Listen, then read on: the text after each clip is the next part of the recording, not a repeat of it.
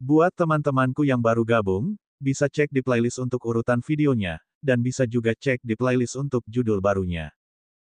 Bab 721, Jatuh M. Setelah api merah menggigit kayu mati Skyfire, ia tiba-tiba melepaskan mulutnya dan berlari kembali dengan panik, seakan-akan ia telah menemukan sesuatu yang sangat mengerikan. Melihat Deathwood Skyfire, ia menjadi sangat ganas dalam sekejap mata. Ia menerkam ke depan, memeluk Scarlet Fire, dan menelannya. Ukuran api merah menyusut dengan kecepatan yang terlihat oleh mata telanjang. Dalam sekejap mata, ukurannya menyusut sepertiga. Qian Lai Huo kesakitan. Ia melepaskan sebagian tubuhnya dan dengan paksa melepaskan diri, lalu berlari kembali ke sisi tuannya dengan panik. Di dalam bola kristal, hanya api surgawi dari pohon yang mati yang tersisa, dengan santai melahap api surgawi yang tersisa. Akhirnya, mereka perlahan kembali ke sisi Xia Qingchen. Meja judi menjadi sunyi senyap. Terutama para penjudi, sebagian dari mereka tidak dapat menahan diri untuk tidak mengucek matanya, mengira bahwa mereka telah salah lihat. Seberkas api sisa sebenarnya telah melahap hampir separuh api surgawi tingkat menengah dan rendah. Apakah dia sedang bermimpi? Tidak, aku mempertaruhkan seluruh kekayaanku. Ya dewa, aku sudah menghabiskan semua uang yang aku hasilkan selama bertahun-tahun. Fiuh, untungnya, saya berhati-hati dan hanya memasukkan sebagian uang, kalau tidak, saya akan menderita kerugian besar. Tentu saja mereka tidak terlalu patah semangat, karena ada orang yang kehilangan lebih banyak lagi. Semua mata tertuju pada Yu Guitian dan Yu Feng. Keduanya tercengang di meja, tidak bergerak sama sekali. Mata mereka kehilangan fokus, seolah-olah mereka adalah Walking Dead yang tidak berjiwa. 400 miliar. Kehilangan 400 miliar sekaligus. Tidak peduli seberapa kayanya keluarga Yu, mustahil bagi mereka untuk tidak merasakan sakit, bukan? Kali ini, keluarga Yu hanya bisa meraup untung 50 hingga 60 miliar. Sekarang, mereka merugi 400 miliar. Bagaimana lubang besar itu bisa diisi? Xia Qingchen tidak berekspresi saat menarik kembali Skyfire dari kayu mati. Dia kemudian berkata dengan tenang, bisakah kamu mengumumkannya lagi? Siapa yang menang? Yu Feng perlahan tersadar. Jantungnya serasa jatuh ke dalam gudang es saat ia menggigil. 400 miliar. Dia telah kehilangan 400 miliar sekaligus. Ia tidak lagi khawatir dengan posisinya sebagai manajer. Sebaliknya, ia khawatir apakah ia dapat bertahan hidup dari hukuman dari keluarganya. Tidak, dia pasti tidak bisa mengakuinya.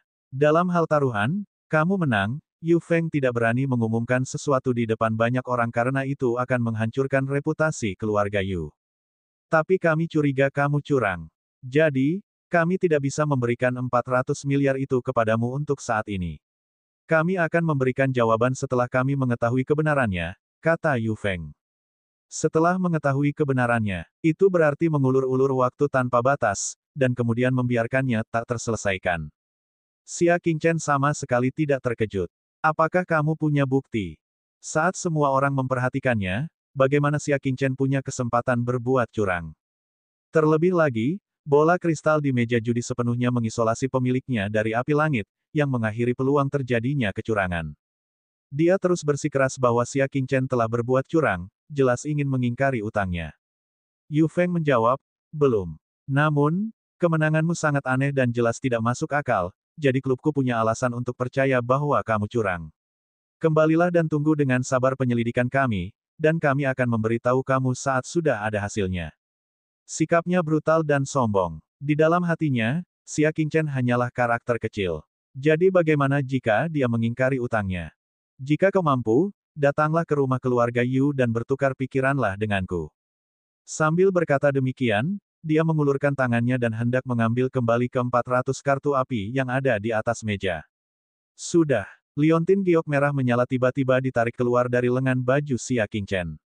Dia kemudian melemparkannya ke tumpukan kartu api. Jika kamu memiliki kemampuan, ambil saja semuanya. Xia Qingchen duduk dengan tenang. Yu Feng menjentikkan tangannya dan mendorong token giok itu. Dia berkata, aku peringatkan kamu, jangan ganggu ketertiban klub. Kalau tidak, kami berhak menendangmu keluar. Setelah dia menyimpan 400 kartu api, dia melirik Xia Qingchen. Ia mendapati bahwa pihak lain sedang duduk di depan meja judi, tenang dan tidak terganggu.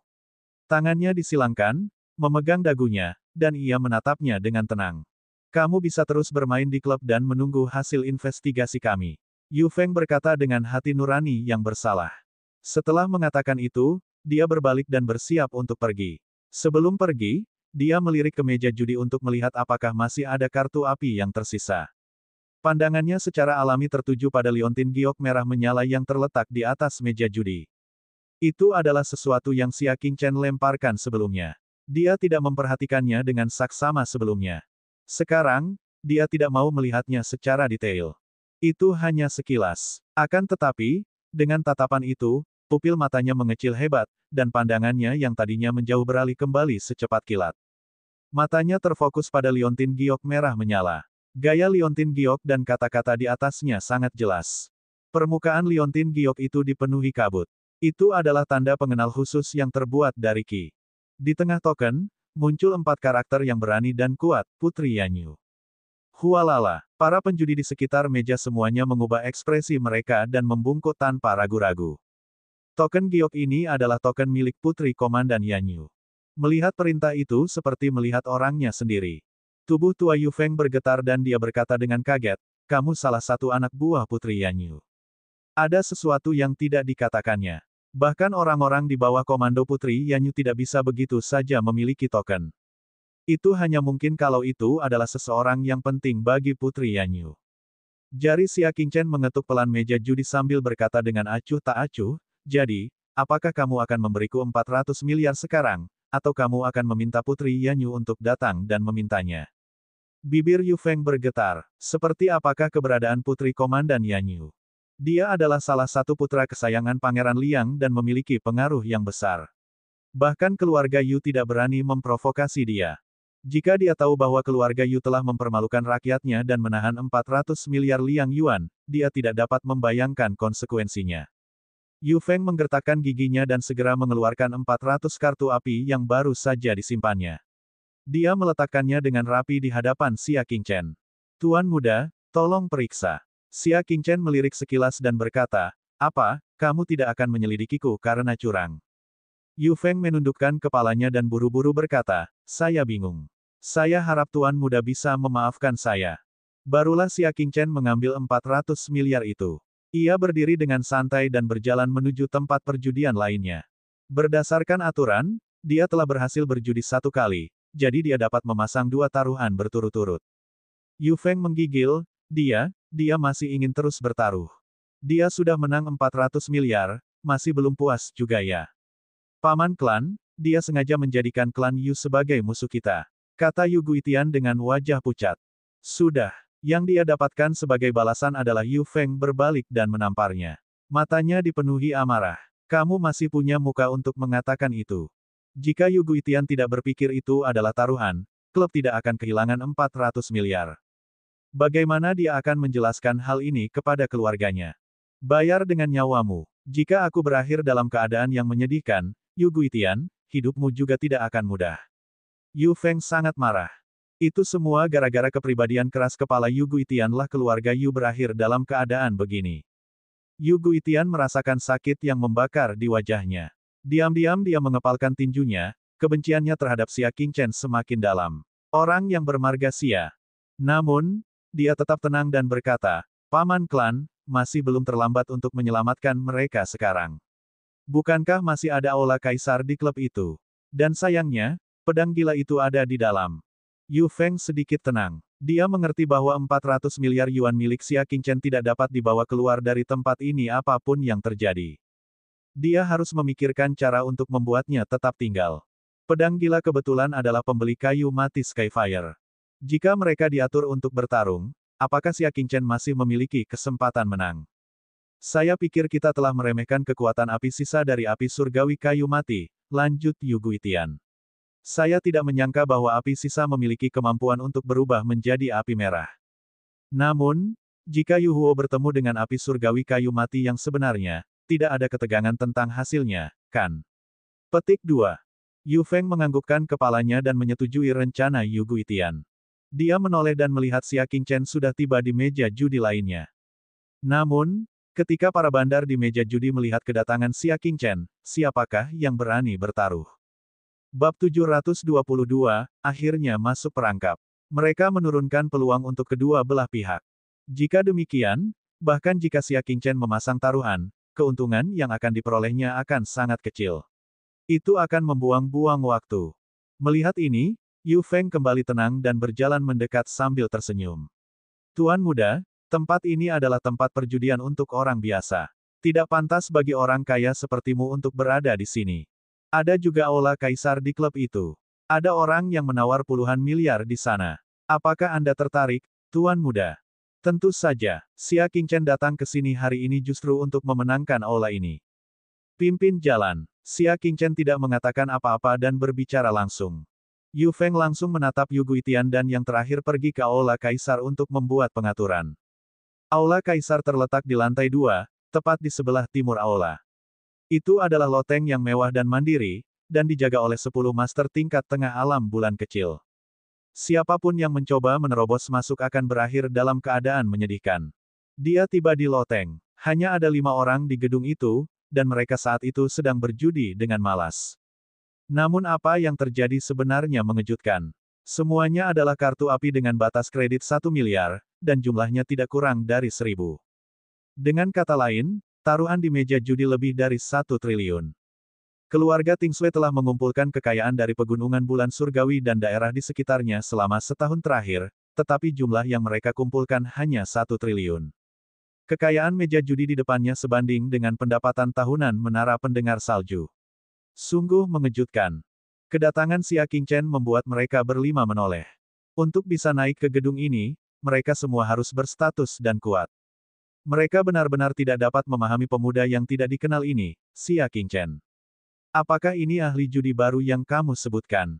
Di antara kelima orang itu, ada seorang pengemis dengan rambut acak-acakan, dada telanjang, dan tubuh yang bau. Matanya tidak menentu, dan kata-katanya aneh. Sekilas, dia tidak tampak seperti orang normal. Di punggungnya ada pedang berbentuk ular berwarna merah menyala. Ya, senior pedang gila. Bisakah kau membiarkan dia bertaruh denganmu? Yu Guitian bertanya dengan penuh hormat. Ternyata dialah sang pedang gila yang tersohor, sang pedang suci yang tak terkalahkan, yang telah mengalahkan semua master pedang di alam sejuk. Datanglah jika kau punya uang, kata pedang gila itu acuh tak acuh, jika tidak, tersesatlah. Keempat orang lainnya di meja itu mengangguk sedikit, yang menunjukkan bahwa mereka setuju dengan pedang gila itu. Uangku tidak banyak. Aku hanya punya cukup uang untuk bermain 1 atau 2 putaran denganmu. Xia Qingchen datang ke meja judi dan duduk. Dia mengibaskan lengan bajunya. 400 kartu api tertata rapi di hadapannya. Tatapan sekilas si pedang gila membeku sesaat saat dia menilai Xia Qingchen dengan sedikit keterkejutan. Keempat orang lainnya memperlihatkan senyum ramah dan berkata, "Adik kecil, apakah kamu ingin kami menjelaskan peraturan di aula kaisar kepadamu?" Mata mereka bersinar dengan cahaya yang membakar. Jelas, mereka memperlakukan Xia Qingchen sebagai manusia emas yang hidup. 400 miliar adalah jumlah yang besar. Dalam hal kekayaan bersih, dia sebenarnya lebih tinggi daripada mereka semua. Saya ingin mendengar detailnya, kata Xia Qingchen. Sederhana saja, kata Matt Sword. Kumpulkan semua Skyfire dan biarkan mereka saling membunuh. Uang di atas meja akan menjadi milik siapapun yang memiliki Skyfire yang tersisa. Xia Qingchen tidak tertarik. Memenangkan uang dari seorang penjudi bukanlah niat awalnya. Dia ingin menang melawan bandar. Berdasarkan aturan Istana Kaisar, pedagang tidak diperbolehkan berpartisipasi. Ia hanya bertanggung jawab untuk memungut biaya perantara. Tentu saja, ada mode yang lebih seru. Tinggal berani atau tidak memainkannya. Ada sedikit kegilaan di mata si pedang gila itu. Silakan bicara, jawab Xia Qingchen. Pedang orang gila itu melirik ke 4 orang lainnya dan berkata, bertaruhlah dengan bandar. Tatapan mata Xia Qingchen berkedip. Taruhan macam apa? Kita berenam akan bertaruh 5 lawan 1. Kata pedang gila. Dengan kata lain, mereka berlima akan bekerja sama dan melawan salah satu di antara mereka. Jika satu Skyfire mengalahkan 1 dari 5 lawan Skyfire, maka chip yang akan dipertaruhkannya akan berlipat ganda. Namun, jika Anda gagal dalam satu tantangan selama periode ini, maka semua chip akan hilang dan menjadi milik dealer. Xia Qingchen menikmati rasanya. Maksudnya adalah jika Xia Qingchen bertarung 1 lawan 5 dan menang melawan api surgawi 5 orang secara berturut-turut, dia akan dapat meningkatkan nilai tawarnya hingga 16 kali lipat. Akan tetapi, Ia tidak dapat kalah satu ronde pun dalam proses tantangan berturut-turut. Jika dia kalah, semua chipnya akan diambil oleh bandar. Biasanya, mustahil untuk menang. 1 lawan 5, jaraknya sangat besar, dan sangat sulit untuk menang. Terlebih lagi, api surga dari kelima orang itu pasti sangat kuat. Mustahil untuk mengalahkan kelima orang itu sendirian. Dari sudut pandang manapun, akhirnya adalah bahwa alat tawar-menawar Xia Qingchen akan diambil. Kelihatannya sangat tidak adil. Xia Qingchen bergumam, siapapun yang menjadi penantang, tidak diragukan lagi akan kalah. Pedang gila tertawa dan berkata, tidak juga. Lagi pula, jika Anda cukup beruntung untuk menang, Anda akan mendapatkan 16 kali lipat taruhan. Anda dapat membayangkan apa artinya itu. Jadi, apakah kau tertarik bertaruh dengan kami berlima? Anak muda, tidak ada salahnya untuk lebih berani. Kata Matt Sword dengan tatapan provokatif. Hehe, jelas, mereka berlima telah bersekutu dengan keluarga Yu untuk memasang jebakan agar Xia Qingchen bisa jatuh. Mereka berlima berencana untuk bergabung dan memenangkan semua uang Xia Qingchen. Baiklah, aku akan mencoba. Xia Qingchen berkata dengan tenang. Mendengar ini, Yu Feng dan Yu Guitian menghela napas panjang. Kemenangan membuat orang kehilangan akal. Kemenangan Xia Qingchen terlalu mulus, sampai-sampai dia begitu sombong hingga berani bertarung 1 lawan 5. Tidak masuk akal jika dia tidak mengungkapkannya sekarang. Pedang orang gila itu menghantam meja judi dan berkata, hebat. Ayo, pasang taruhanmu. Dia mendorong 200 miliar liang yuan di depannya ke tengah meja judi, dan orang-orang lainnya mengikutinya. Jika kamu menang dengan skor 1 lawan 5, bankir tidak hanya akan membayarmu 16 kali lipat jumlahnya, tetapi semua uang di atas meja juga akan menjadi milikmu. Jumlah di atas meja telah mencapai total 1 triliun liang yuan. Xia Qingchen tidak berekspresi. Dia melemparkan semua kartu api senilai 400 miliar. Ikuti. Itu akan menjadi 1,4 triliun. Mata pedang gila dan keempat penjudi berbinar penuh gairah. Mereka telah berdiskusi dengan keluarga Yu. Siapapun yang mengalahkan Skyfire milik Xia Qingchen pada akhirnya akan memiliki semua liang yuan selain 400 miliar liang yuan milik Xia Qingchen dan tidak perlu membayar biaya administrasi apapun. Target keluarga Yu adalah 400 miliar milik Xia Qingchen. Sasaran mereka berlima adalah taruhan triliunan dolar. Satu-satunya cara bagi kedua pihak untuk mencapai tujuan mereka adalah mengalahkan Xia Qingchen. Xia Qingchen berkata dengan tenang. Aku ingin tahu. Jika aku cukup beruntung untuk menang, apa yang akan diberikan asosiasi sebagai kompensasi kepadaku? Jangan bilang kalian punya uang tunai 6,4 triliun liang. Dengan jumlah uang sebanyak itu, bahkan jika mereka mencari di perbendaharaan keluarga Yu, mereka tidak akan dapat menemukan apapun. Perlu diketahui bahwa sebagian besar kekayaan keluarga Yu berada dalam peredaran komersial. Yu Feng menggertakkan giginya dan berkata, aku penasaran apakah guild kita bernilai 6,4 triliun. Sebagai klub nomor 1 di wilayah keren dan salah satu proyek keluarga Yu yang paling menguntungkan, 6,4 triliun masih jauh dari cukup untuk membelinya. Namun di meja perjudian, aset apapun harus dijual setengahnya. Saya bersedia menggunakan akta kepemilikan serikat sebagai taruhan. Yu Feng menarik napas dalam-dalam dan mengeluarkan akta kepemilikan itu. Dari mana dia akan mendapatkan 6,4 triliun dolar dingin? Mereka hanya bisa menggunakan balai persekutuan yang paling berharga untuk melunasi utang. Selain itu, mereka tidak punya cara lain untuk memikat Xia Qingchen ke dalam perangkap mereka. Demi mendapatkan kembali uang 400 miliar itu, ia telah menyerahkan segalanya. Karena dia telah kehilangan 400 miliar, dia akan mati jika kembali, jadi mengapa tidak mengambil risiko? Xia Qingchen tersenyum. Tentu, aku, Xia Qingchen, akan bertaruh dengan kalian semua. Akhirnya, dia pun tertipu. Yu Fengxin meletakkan akta kepemilikan itu dan melemparkannya ke atas meja. Dia tidak tahu bahwa lemparan ini hanyalah awal dari kejatuhannya. Xia Qingchen telah mencapai tujuannya. Kata, bab 723, kejutan demi kejutan. Kalau begitu, mari kita mulai taruhannya. Kata Matt Sword dengan tidak sabar. Semua Yuren mengangguk dan mengeluarkan api surgawi mereka sendiri. Sama seperti kasino di bawah ini, api surgawi setiap orang diselimuti halo khusus, sehingga mustahil untuk melihat dengan jelas. Satu-satunya perbedaannya adalah bola kristal di meja judi biasa hanya dapat menampung 2 api surga yang bertarung di dalamnya. Bola kristal yang dimilikinya sekarang dapat menampung sekitar 10. Yu Feng mengumumkan, Aku telah memilih api langit dan menaruhnya di atas meja. Suaranya bergetar karena kegugupan yang tak terkendali. Kartu api di meja judi dan akta kepemilikan Guildhall bernilai lebih dari 7,4 triliun. Dalam seluruh sejarah wilayah dingin, jarang sekali terlihat taruhan sebesar itu. Apapun hasilnya, taruhan ini pasti akan mengejutkan seluruh kota. Mereka berenam masing-masing mengirimkan api surga ke bola kristal. Xia Qingchen masih meletakkan api ungu merpati yang disamarkan sebagai sisa api dari api surgawi kayu layu besar ke dalam bola kristal. Begitu api surga masuk, 6 api surga menjadi gelisah, menunjukkan tanda-tanda mengambil inisiatif untuk menyerang. Pedang orang gila dan keempat orang lainnya mengalihkan pandangan mereka ke arah api langit di tangan Xia Qingchen. Yu Guitian telah memberitahu mereka sebelumnya bahwa Xia Qingchen sedang memegang bola api sisa dari api surgawi kayu mati, dan kekuatannya sedikit lebih kuat daripada api surgawi tingkat menengah dan tingkat rendah. Dengan situasi yang begitu jelas, akan aneh jika mereka kalah. Satu-satunya hal yang perlu dikhawatirkan adalah api surgawi siapa yang dapat mengalahkan api surgawi Xia Qingchen lebih cepat. Kalau begitu, taruhan triliunan dolar di atas meja akan menjadi milik siapapun. Mata Yu Feng menyipit saat dia berkata, sekarang, mulai. Keenam orang itu melepaskannya bersamaan. Jiu Zian merasakan ancaman itu dan segera berbalik untuk lari. Adapun 5 api surga lainnya, masing-masing lebih cepat dari yang terakhir, melaju ke arah Jiu Zian. Yang tercepat adalah api surgawi berbentuk teratai. Itu adalah salah satu dari 3 api surgawi tingkat menengah yang pernah dilihat Xia Qingchen sebelumnya.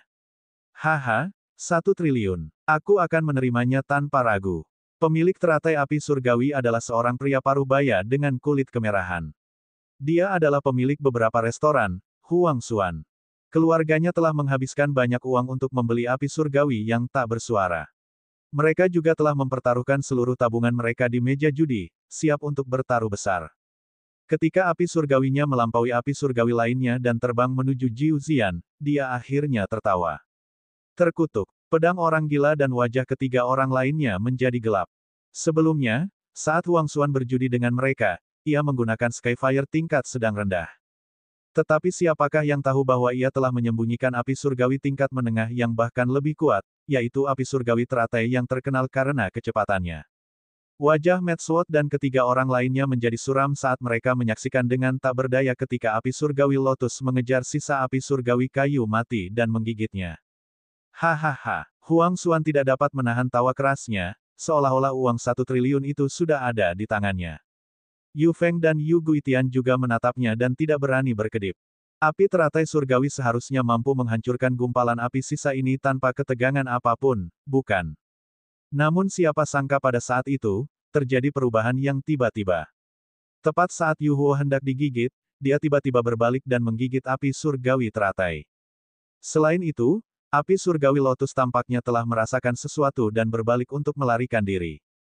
Namun sebelum dia bisa lari, dia digigit oleh Yu Huo. Huang Xuan yang malang baru saja membeli api teratai surgawi. Sepertiganya langsung dilahap habis sebelum ia melarikan diri dalam keadaan menyedihkan. Apa? Yu Feng dan Yu Guitian sama-sama terkejut.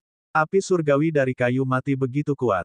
Seberkas api sisa dapat mengalahkan api surgawi lain yang setingkat.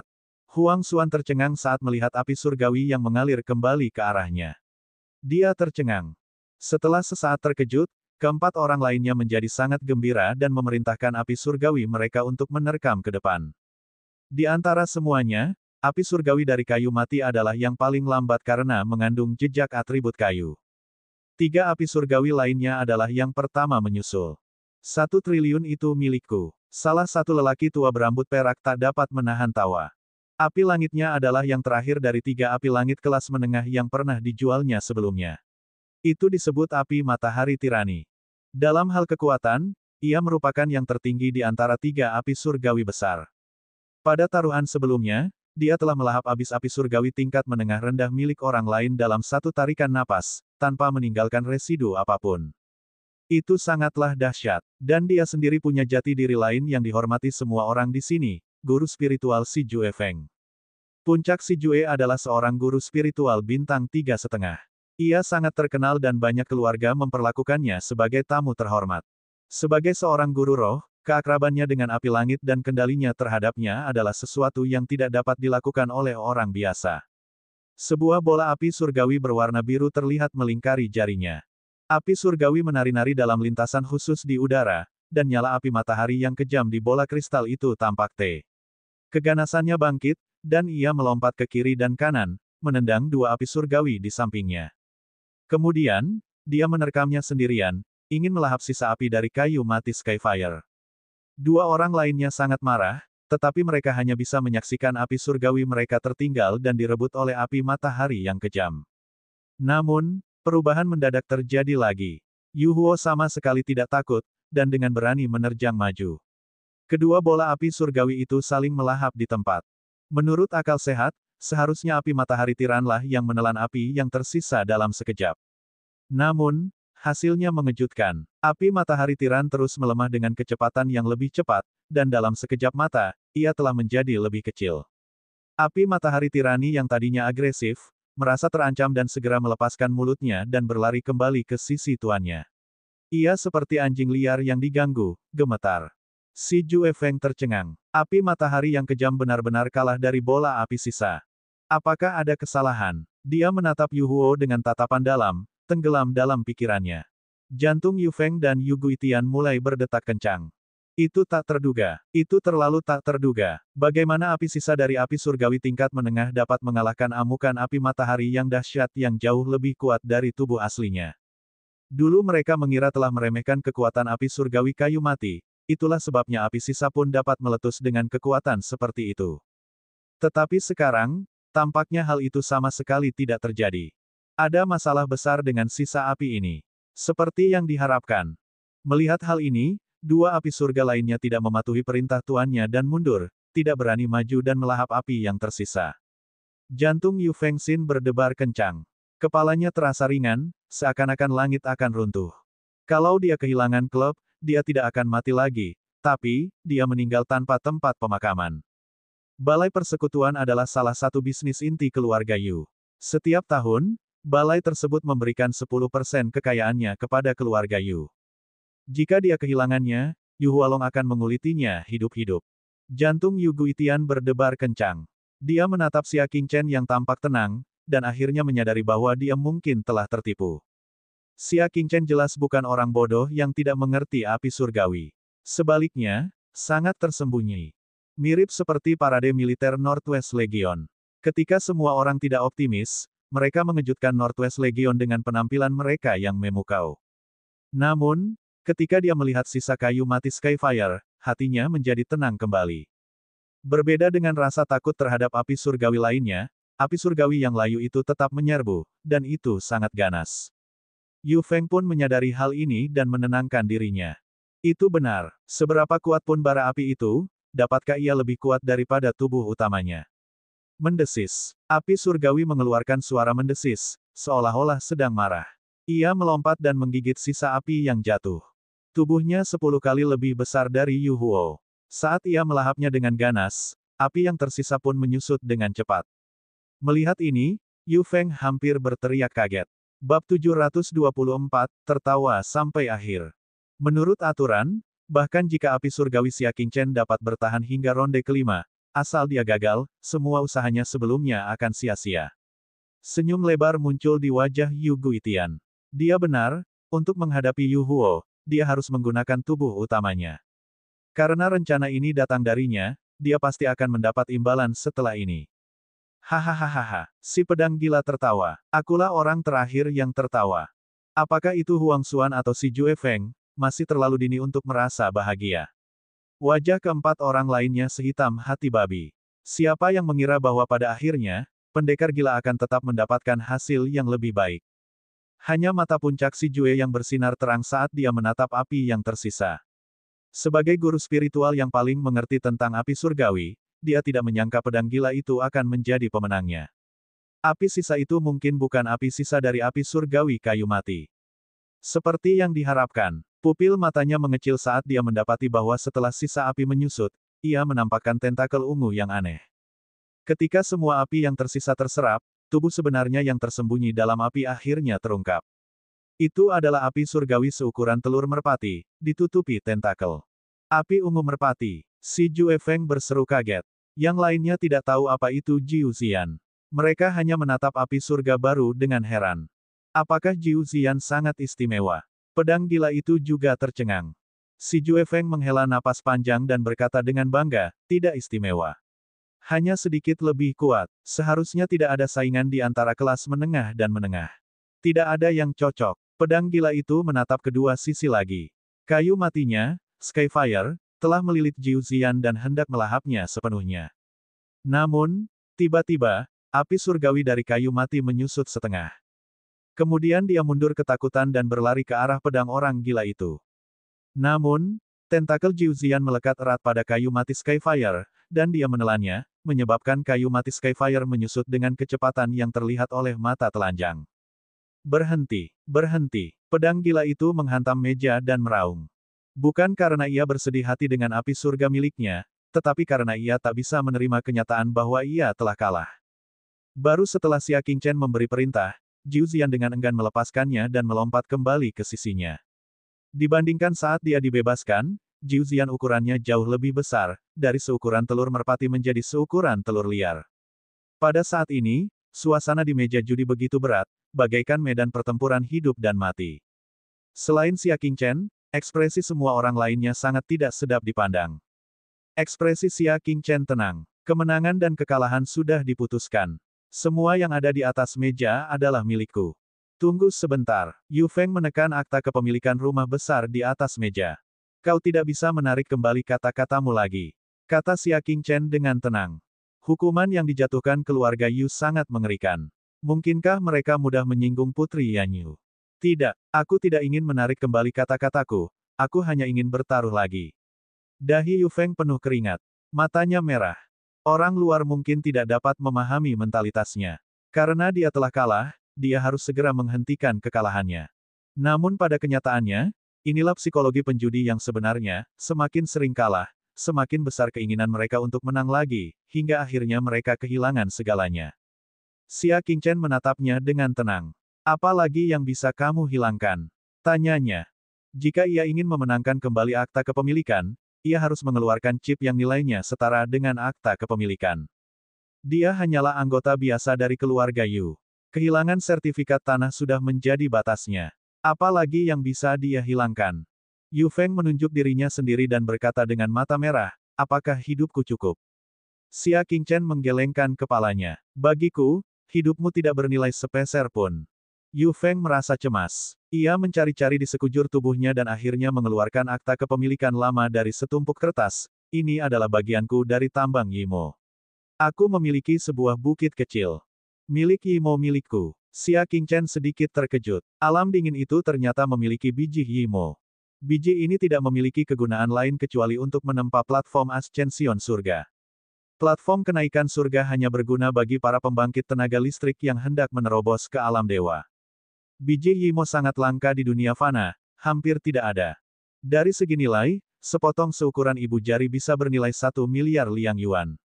Jika mereka dapat menggali bahkan sepotong seukuran kepalan tangan dari bukit kecil itu akan menjadi kekayaan yang sangat besar.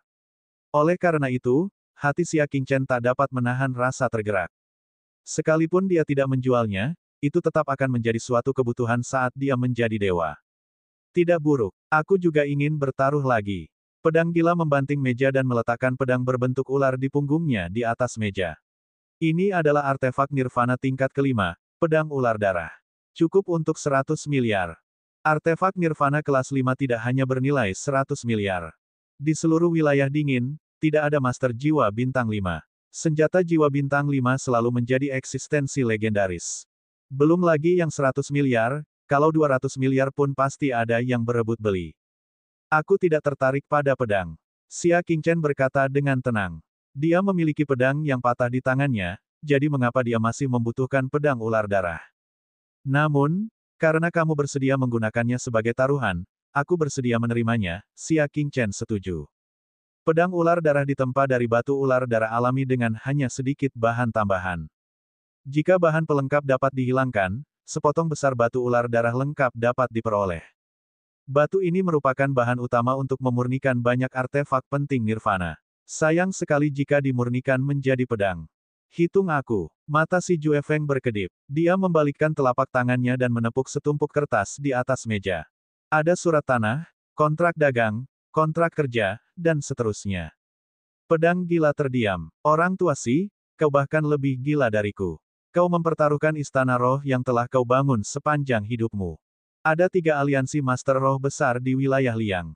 Yang pertama adalah Istana Feng Wang, tempat para guru roh berkumpul di mana-mana, mengumpulkan semua guru roh di alam Liang. Yang kedua adalah Liga Alat, yang serupa dengan aula pengobatan, mengumpulkan semua guru spiritual di dunia. Yang ketiga adalah Istana Roh, tetapi dalam hal tingkatan, istana itu 1 tingkat lebih rendah dibandingkan 2 yang pertama. Kebanyakan Master Roh di bawah Istana Roh tingkatannya rendah, paling banyak tingkat 1,5. Satu-satunya keuntungan adalah Istana Roh memiliki banyak Master Roh di bawah mereka. Jumlah artefak nirvana tingkat rendah yang mereka hasilkan setiap tahun mencapai tingkat yang mengejutkan. Mereka bertugas menyediakan artefak nirvana untuk istana tentara, menghasilkan keuntungan besar setiap tahun.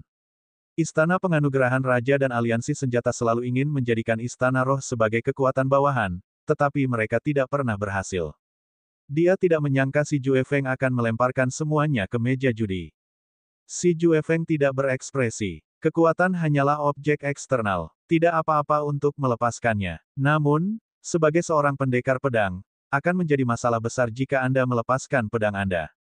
Si Jue Feng bertanya pada dirinya sendiri, tidak peduli seberapa banyak dia berjudi, dia tidak akan mempertaruhkan api surga milik guru rohnya.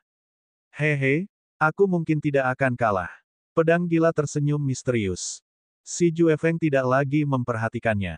Dia menoleh ke Xia Qingchen dan berkata, jika aku menang, aku tidak menginginkan sepeser pun uangmu, tetapi kamu harus memberiku Jiuxian. Seperti yang diduga, bagi para Master Roh, apa yang paling menarik perhatian mereka adalah api langit. Di antara seniman bela diri tingkat menengah dan menengah, Jiuxian, yang berada di atas, adalah orang yang dipertaruhkan oleh puncak si Jue dengan segala yang dimilikinya. Tentu, Xia Qingchen tidak ragu-ragu. Bagaimanapun, keluarga Yu memberikannya kepadaku secara cuma-cuma. Tidak apa-apa jika kamu menang dan mengambilnya. Mendengar ini, wajah Yu Guitian berubah menjadi hijau. Dia paling tahu dari mana Jiu Xian berasal. Itu adalah sesuatu yang tersembunyi di dalam api, namun keluarga Yu tidak menemukannya. Pada akhirnya, itu diberikan kepada Xia Qingchen secara gratis. Bab 725, Mata Merah Setelah Kalah. Apa yang dimenangkan Xia Qingchen dengan mengandalkan sedikit Jiu Xian ini? 1,4 triliun, ditambah akta kepemilikan Guild Hall nomor 1 di wilayah keren. Memikirkannya saja membuat Yu Guitian merasa sangat sedih. Si Jue Feng, di sisi lain, memperlihatkan ekspresi iri. Dia benar-benar bisa mendapatkan bola api ungu merpati berkualitas tinggi secara cuma-cuma. Keberuntungan ini. Namun, dia mengerti betul bahwa Xia Qingchen tidak hanya beruntung. Xia Qingchen pasti memiliki pemahaman mendalam tentang api surgawi. Jika tidak, dia tidak akan dapat mengenali Jiu Xian bahkan jika dia berada tepat di depannya. Baiklah, ayo bertaruh lagi, kata si Jue Feng. Yu Feng menyeka dahinya, tetapi keringatnya tidak dapat berhenti keluar lagi.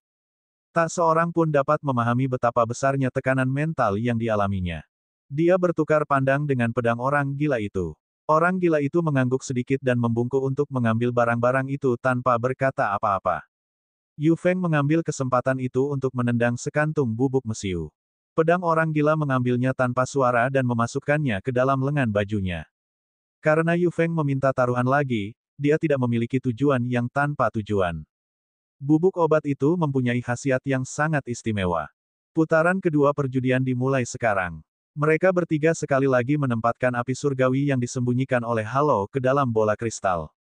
Yu Feng, di sisi lain, diam-diam mengeluarkan bubuk itu dari lengan bajunya dan menyatukannya dengan api surgawi miliknya. Ada sedikit kegilaan di mata si pedang gila saat dia berkata, mari kita mulai. Ketiganya melepaskan api surga mereka pada saat yang bersamaan. Ketika cincin cahaya itu menghilang, apa yang paling menarik perhatian adalah api surgawi dari kayu mati milik pedang orang gila itu. Api surgawinya menyusut dan mengembang dengan sangat cepat, bagaikan balon yang hendak meletus. Pedang gila dan Yu Feng sama-sama menjauh dari meja judi. Mereka tahu apa yang akan terjadi. Mata si Jue Feng tajam saat dia menegur, tidak tahu malu. Beraninya dia memperlakukan api surga seperti ini. Api surgawi ini pasti telah menyatu dengan sesuatu yang istimewa, menyebabkannya berada di ambang penghancuran diri. Begitu bola kristal itu hancur sendiri, semua yang ada di dalam bola kristal itu akan hancur berkeping-keping. Pedang gila dan Yu Feng tidak ragu-ragu menghancurkan api surgawi dari kayu mati untuk memenangkan pernikahan, yang membuat si Jue Feng, seorang guru spiritual, sangat jijik. Namun, api surgawi itu akan runtuh, dan dia tidak berdaya untuk menghentikannya. Dia hanya bisa memilih untuk menyerah. Saya mengaku kalah. Dia segera mengeluarkan api surgawinya sendiri untuk mencegahnya menderita. Baru pada saat itulah semua orang menyadari bahwa api surgawi yang dilepaskan oleh puncak si Jue ternyata adalah api surgawi tingkat menengah tinggi. Yu Feng dan pedang gila terdiam. Ada api surgawi yang tersembunyi di puncak si Jue. Untung saja mereka memilih melakukan ini. Kalau tidak, dengan seberkas api surgawi ini, apa yang harus mereka lakukan? Tatapan mereka berdua beralih ke Xia Qingchen. Jika Xia Qingchen tidak ingin kehilangan Jiu Ziyan, dia seharusnya mengambil inisiatif untuk mengakui kekalahan. Begitu dia mengaku kalah, dia akan kehilangan segalanya yang pernah didapatkannya sebelumnya. Namun, Xia Qingchen tidak menunjukkan ekspresi apapun, dia duduk santai di depan meja judi. Dia tidak khawatir api surgawinya akan hancur, dan dia bahkan tidak khawatir ledakan api surgawi itu akan menyakitinya. Hah! Semua orang terkejut dan tidak bisa menahan diri untuk tidak melihat Jiu Ziyan di bola kristal. Mungkinkah Xia Qingchen sama sekali tidak peduli pada Jiu Ziyan? Namun, apa yang mereka lihat mengejutkan mereka. Bagaimana itu bisa menjadi nyala api ungu merpati? Itu jelas merupakan api ungu berbentuk bayi. Api surgawi berbentuk manusia. Si Jue Feng tersentak dan berseru. Di antara api surga, semakin dekat ia dengan wujud manusia, semakin tinggi kecerdasan api surga, dan semakin banyak ruang untuk tumbuh.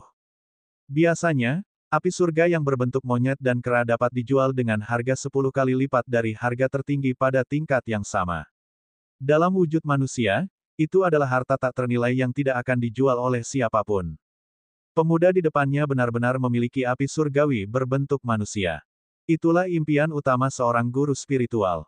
Dan yang membuat si Jue Feng ingin muntah darah adalah ketika Xia Qingchen tanpa basa-basi menjentikkan bayi api surgawi yang sakit-sakitan itu. Dia membantingnya ke tanah dan melakukan jungkir balik beberapa kali. Ini adalah api surgawi dalam bentuk manusia, api surgawi dengan potensi pertumbuhan tak terbatas di masa depan. Bagaimana dia bisa memperlakukannya seperti ini? Jika orang lain memiliki api ini, mereka akan memegangnya di tangan mereka sebagai harta karun. Hei, bangun, kata Xia Qingchen. Bayi api surga mengangkat lehernya dengan lesu, tatapan matanya redup. Akan tetapi, ketika dia melihat kayu mati Skyfire yang hendak meledak di hadapannya, matanya yang sayu tiba-tiba menyemburkan dua sinar api yang berkobar-kobar. Ia mencicit aneh, sama sekali tidak takut terhadap api surgawi dari kayu mati yang hendak meledak, dan melesat maju seakan-akan sedang terbang. Seluruh kepalanya berubah menjadi mulut besar dan menelan api surgawi kayu mati. Setelah menelannya, api surgawi dari pohon yang mati mulai meledak. Perut bayi itu membesar tanpa henti. Itu adalah ledakan dahsyat yang ingin meledakkan bayi itu berkeping-keping. Bayi itu menjilati bibirnya seolah belum cukup dan bersendawa puas. Ketika ia menyadari perutnya telah membengkak, ia menepuk-nepuk perutnya tanpa peduli. Perutnya segera mengempis dan dengan cepat kembali ke keadaan semula. Setelah itu, dia bergegas kembali ke tungku pil Xia Qingchen.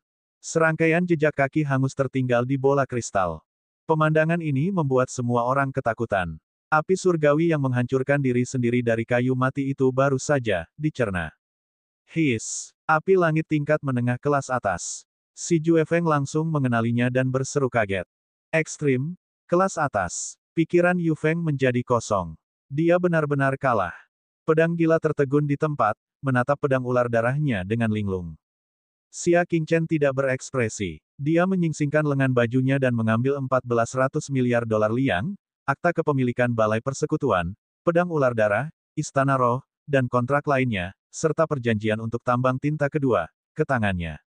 Siapapun yang masih ingin bertaruh, aku akan bermain denganmu. Xia Qingchen berkata dengan tenang. Tetapi tidak seorang pun menanggapi. Api surgawi tingkat menengah tidak pernah muncul di alam dingin selama hampir 100 tahun. Di mana dia bisa menemukan api untuk melawannya? Karena tidak ada, maka kita akhiri saja taruhan ini.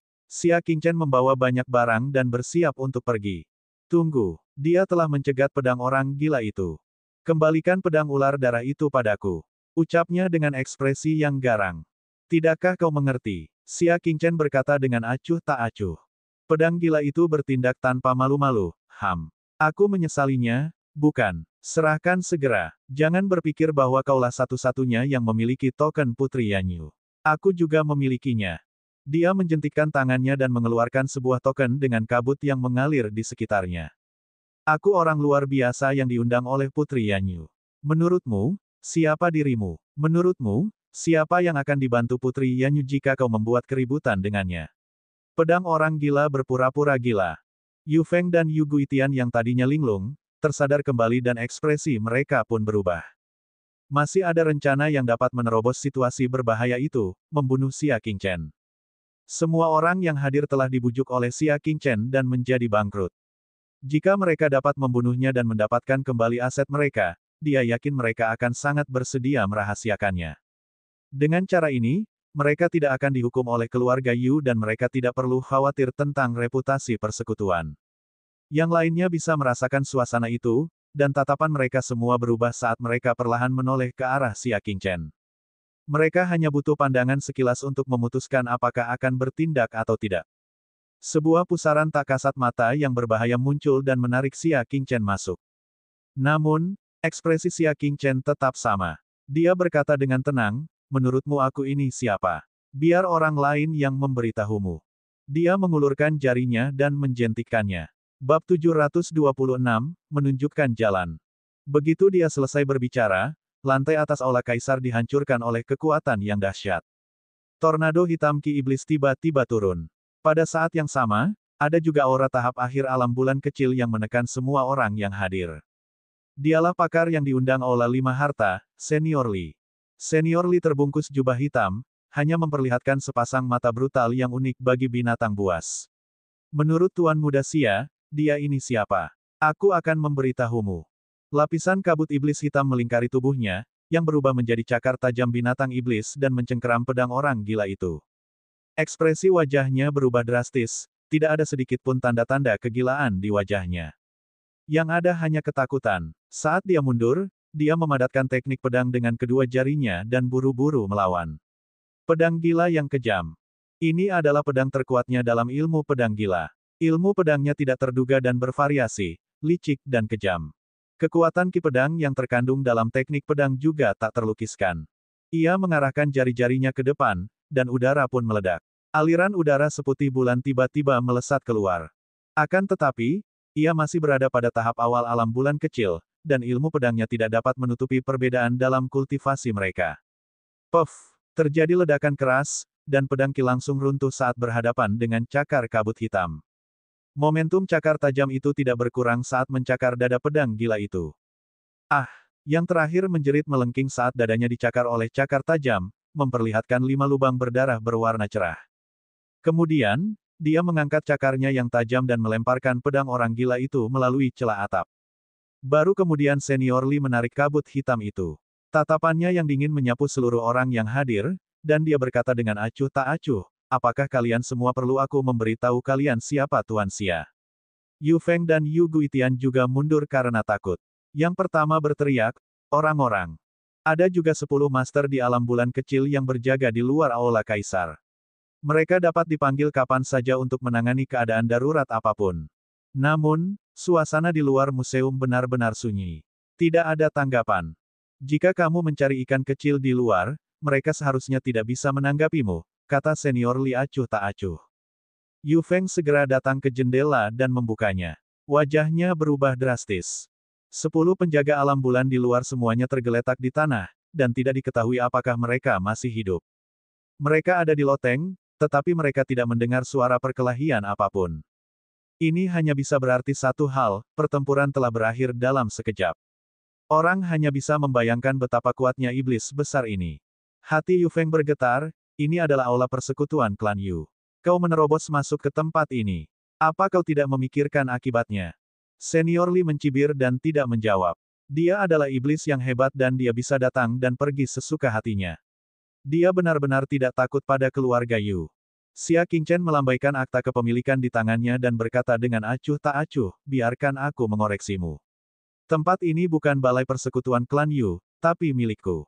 Setelah itu, Xia Qingchen melakukan sesuatu yang mengejutkan Yu Feng dan semua orang. Dengan lambaian tangannya, dia benar-benar melemparkan akta kepemilikan itu kepada Senior Li. Sekarang, akta kepemilikan itu milik rumah Ting Sui. Senior Li menangkupkan tinjunya dan berkata, haha, terima kasih atas hadiahmu, Tuan Muda Xia. Aku, Li, akan menerimanya atas nama Kepala Menara Pendengar Salju. Mulai sekarang, Tuan Muda Xia adalah teman Menara Pendengar Salju. Kata-kata ini tentu saja adalah apa yang Xia Qingchen katakan kepadanya sebelum dia datang. Dia tidak ingin dunia meragukan identitasnya sebagai penguasa Menara Pendengaran Salju. Apa? Menara Pendengar Salju? Semua orang terkejut. Pengaruh keluarga Ting Sui telah menyebar ke setiap sudut dari 100 wilayah, tetapi mereka belum mencapai kota Liangsu. Setan besar yang tak tertandingi kekuatannya di depannya ini sebenarnya adalah seseorang dari Menara Pendengar Salju. Mulai sekarang, keluarga Ting Sui akan mengambil alih semua yang ada di aula. Suara Senior Li keras dan kuat, dan bergema di seluruh aula. Bahasa Inggris Hualala. Di luar aula persekutuan, Su Xin, Jin Buhuan dan yang lainnya memimpin para praktisi kuat yang direkrut oleh Menara Pendengar Salju dan langsung masuk untuk menguasai aula persekutuan. Semua posisi penting di Guild Hall telah ditempati, dan posisi inti telah digantikan oleh orang-orang dari Menara Pendengar Salju. Seluruh prosesnya berlangsung tenang dan singkat, dan tidak memengaruhi para tamu di aula. Melihat situasi di luar, hati Yu Feng kacau. Gambaran besarnya hilang. Surat kepemilikan tanah itu telah jatuh ke tangan keluarga Ting Sui dan dia tidak dapat memperolehnya kembali dengan kekuatannya sendiri. Satu-satunya hal yang dapat dilakukannya sekarang adalah lari. Yu Guitian, kamu setengah bertanggung jawab atas apa yang terjadi hari ini, jadi lihat saja bagaimana aku melaporkanmu kepada kepala keluarga. Sebelum Yu Feng pergi, dia memarahi Yu Guitian dan kemudian pergi. Jika bulu itu kembali ke Tian Qian, segalanya tidak akan berkembang sampai tahap ini. Wajah Yu Guitian menegang. Perubahan kepemilikan Guild Hall telah mengguncang seluruh wilayah, dan orang bisa membayangkan kemarahan di dalam klan. Jika dia ikut serta dalam hal ini, nasibnya tidak akan jauh lebih baik dari Yu Feng. Yu Guitian pergi terburu-buru dengan wajah muram. Keempat penjudi yang tersisa juga menutup wajah mereka dan pergi. Mereka diam-diam terdiam. Untungnya, mereka tidak benar-benar bergerak, atau konsekuensinya tidak akan terbayangkan. Aku tidak menyangka dia benar-benar akan menghubungi rumah Ting Sui. Kami berpikir terlalu sederhana. Karena orang ini berani menghadiri pertemuan sendirian dan membunuh semua orang yang hadir, dia pasti punya pendukung yang kuat. Karena keadaan sudah seperti ini, ayo cepat pergi. Jangan berpikir untuk mengambil kembali barang yang hilang. Hanya si Jue Feng yang terdiam dan menangkupkan tinjunya. Adik kecil, kuharap kau dapat memperlakukan Master Roh di Istana Roh dengan baik. Jika ada sesuatu yang dapat dibantu oleh puncak si Jue di masa mendatang, jangan ragu untuk bertanya. Dia menarik napas dalam-dalam lalu pergi dengan perasaan kecewa.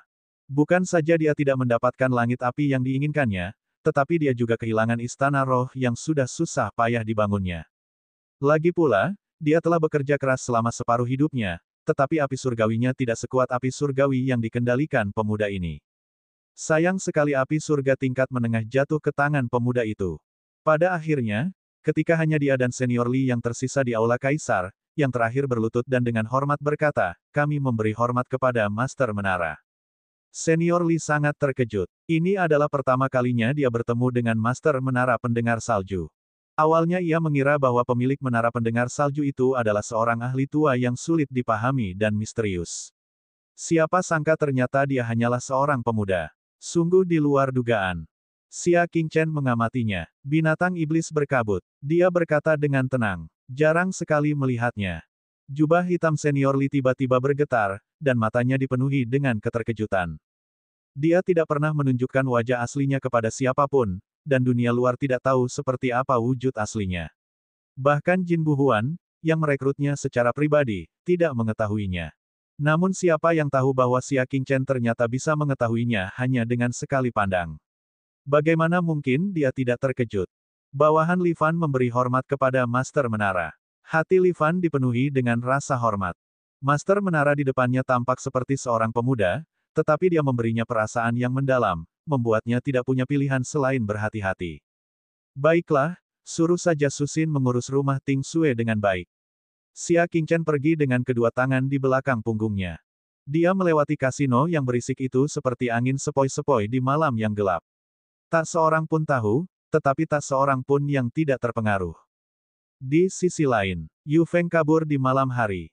Ia bahkan tidak berani kembali ke keluarganya untuk menjemput istri dan anak-anaknya karena takut keluarganya akan mengetahui berita itu terlebih dahulu. Memanfaatkan setiap detik, Yu Feng akhirnya melarikan diri dari kota Liangzhou dan mencapai pinggiran kota. Melihat ke daratan yang luas, Yu Feng menghela nafas dalam hatinya. 2 jam yang lalu, dia masih menjadi manajer atasan dari Guild Perbatasan Dingin. Tetapi sekarang, dia tidak punya uang dan telah kehilangan kota Liangzhou. Perbedaan besar antara sebelum dan sesudah membuatnya merasa tersesat dan bingung, tidak tahu harus kemana. Paman, apakah tidak ada jalan keluar? Mengapa keponakan ini tidak menunjukkan jalan yang benar kepadamu? Pada saat ini, suara Yu Guitian terdengar dari belakang. Bab 727 Saling Membunuh. Yu Feng menyipitkan matanya dan berbalik, apa yang kamu lakukan di sini? Namun, ketika dia berbalik, ekspresinya berubah drastis. Yu Guitian memimpin sekelompok prajurit Legiun Barat Laut dan membidiknya dengan busur nirvana mereka. Apa yang kalian lakukan? Jantung Yu Feng berdebar kencang saat dia mengumpat. Sambil memegang artefak nirvana, Yu Guitian menatapnya dan berkata, Paman, Anda bisa menanggung kesalahan balai persekutuan sendirian. Mengapa Anda ingin menyeret keponakan ini ke bawah? Mata Yu Feng berkedip dan dia perlahan melangkah mundur, apa maksudmu dengan itu? Mata Yu Guitian berubah dingin, itu artinya, aku akan memilih jalan untukmu. Suara mendesing. Dia menarik pelatuknya, dan senjata nirvana yang kuat pun melesat keluar. Para prajurit di belakangnya mengambil tindakan satu demi satu, dan anak panah artefak nirvana melesat keluar bagaikan badai. Makhluk jahat, berani sekali kau menyerang paman klan kami. Teriak Yu Feng. Ia menggunakan kultivasinya yang kuat untuk melawan artefak nirvana. Namun, panah artefak nirvana ini adalah artefak nirvana peledak yang dibuat khusus oleh istana militer. Bagaimana bisa dengan mudah dipertahankan? Ledakan. Anak panah pertama meledak dari jarak dekat, menyebabkan Yu Feng berguling-guling di tanah. Wajahnya terluka parah. Yang kedua, yang ketiga. Ah, Yu Guitian, kamu tidak akan mati dengan baik. Teriakan itu tiba-tiba berhenti. Usus dan perut Yu Feng hancur berkeping-keping, dan dia tidak mungkin mati. Kemudian, Yu Guitian berjalan tanpa ekspresi dan berkata, Paman, beristirahatlah dengan tenang. Aku akan menjaga istri dan anak-anakmu. Ada sedikit keserakahan di sudut mulutnya. Masih ada banyak kekayaan atas nama istri dan anak-anak pamannya. Dia benar-benar bisa mengelabui benda itu ke tangannya. Chen Xiangdong, bersihkan tempat kejadian, terutama jejak panah panjang artefak nirvana milik istana militer. Bersihkan semuanya, kata Yu Guitian. Demi memastikan bahwa dia membunuh paman klan yang tingkat kultivasinya di atas dirinya, dia tak segan-segan memindahkan panah panjang artefak nirvana dari istana militer secara diam-diam. Dia masih harus menemukan cara untuk menyembunyikan cacat pada panah panjang artefak nirvana. Jika tidak, akan menjadi masalah lain apabila istana militer mengetahui panah panjang artefak nirvana hilang. Melihat tubuh Yu Feng, Yu Guitian menghela napas lega, tetapi kebencian muncul di hatinya, Xia Qingchen. Kau memaksaku ke dalam keadaan yang menyedihkan, kau benar-benar pantas mati. Namun, sekarang kamu baik-baik saja, kan? Sebentar lagi, kamu tidak akan bisa tersenyum lagi. Ekspresi menyeramkan melintas di wajahnya. Hari berikutnya, berita mengejutkan tersebar di kota Liangzhou. Guild nomor 1 di Cool Border berpindah tangan. Bekas balai serikat klan Yu telah menjadi milik Menara Pendengar Salju dan markas besar Menara Pendengar Salju pun berada. Peristiwa ini terjadi tanpa peringatan apapun. Seperti guntur yang menggelegar, kota Liangzhou benar-benar terguncang. Rakyat jelata yang rendah hati dan Pangeran Liang yang agung dan berkuasa sama-sama terkejut mendengar berita ini. Istana militer tidak terkecuali. Xia Qingchen saat ini sedang berada di tendanya, dengan tenang menangani dokumen militer ketika Zhao Yunxi berlari mendekat. Dia membuka tirai dan masuk, kecurigaan terkumpul di matanya yang indah. Dia langsung ke pokok permasalahan dan bertanya, apa hubunganmu dengan Menara Pendengar Salju? Saya kenal beberapa orang. Ada apa? Jawab Xia Qingchen. Mungkinkah insiden di Aula Kaisar telah menyebar begitu cepat? Seharusnya tidak demikian. Beberapa orang yang hadir telah kehilangan seluruh kekayaannya, jadi mereka bahkan tidak punya waktu untuk menyembunyikan masalah ini, jadi bagaimana mereka bisa berani mempublikasikannya? Satu atau dua, siapa yang ingin kau tipu? Kau bilang akan ada rekan bisnis yang mengetuk pintu, tapi aku tidak menyangka itu adalah menara pendengaran salju, dan wakil kepala menara, Nona Susin, yang datang sendiri. Kata Zhao Yunxi. Di pagoda peri harta karun, Xia Qingchen meminta Zhao Yunxi untuk memberitahu kediaman Zhao bahwa akan ada rekan bisnis yang berkunjung. Dia tidak menyimpannya dalam hati, yang menyebabkan serangkaian situasi. Saya dari Sky Moon Ridge dan sudah 2 kali mendapat kehormatan bertemu dengan wakil kepala menara Susin, jadi saya sempat berbicara beberapa patah kata kepadanya. Xia Qingchen berkata setengah jujur. Zhao Yunxi merasa ragu. Baiklah, aku percaya padamu. Terima kasih atas semua yang telah kau lakukan untuk keluarga Zhao. Tidak dibutuhkan. Selain mengucapkan terima kasih, aku juga punya sesuatu yang ingin kukatakan padamu. Zhao Yunxi menggigit bibir merahnya. Bicaralah, katanya. Ibu dan aku, tolong jangan dekat-dekat dengan kami di masa mendatang. Ini demi kebaikan kalian berdua, dan demi kebaikan kami berdua. Kata Zhao Yunxi. Mengapa? Karena, ibu dan aku sudah menjadi wanita penguasa menara pendengaran salju. Zhao Yunxi menghela napas pelan. Sudah cukup kau tahu tentang ini. Jangan sebarkan ke dunia luar. Puff. Xia Qingchen hampir memuntahkan darah. Matanya sedikit melebar. Katakan padaku, kamu dan putrimu adalah wanita siapa? Zhao Yunxi langsung terdiam dan melihat keluar tenda dengan perasaan bersalah. Pelankan suaramu. Tidakkah menurutmu ibu dan aku sudah cukup mempermalukan diri sendiri? Wajahnya semerah daun yang membeku, dengan rona merah yang memabukkan, seperti yang telah Anda dengar, pemilik menara pendengar salju telah jatuh hati pada kita berdua. Kita sudah sepakat. Tunggu sebentar. Xia Qingchen bersumpah bahwa dia sama sekali tidak punya niat untuk terlibat dengan pasangan ibu dan anak ini. Jadi, aku tidak bisa melindungimu lagi. Maafkan aku. Zhao Yunxi membungkuk dan meminta maaf. Xia Qingchen mengepalkan tangannya. Apa yang dilakukan Susin? Lain kali kita bertemu, aku pasti akan bertanya padanya. Kau boleh pergi. Sejak awal, aku tidak membutuhkan perlindunganmu, kata Xia Qingchen dengan tenang. Zhao Yunxi merasa lega dan berkata, kalau begitu, jaga diri baik-baik. Ngomong-ngomong, aku kehilangan kontak dengan temanmu, Gongsun Wuji, selama beberapa hari. Kehilangan kontak. Xia Qingchen meletakkan dokumen militer itu dan mengerutkan kening. Apa maksudmu? Zhao Yunxi menjawab, saya benar-benar bersungguh-sungguh. Dia sudah 3 hari tidak berada di kamp. Menurut penyelidikan ibu saya, dia dibawa pergi oleh jenderal untuk membantu penyelidikan dan belum kembali. Bahasa Huala. Oh, Xia Qingchen tiba-tiba berdiri. Bawa jenderal itu pergi.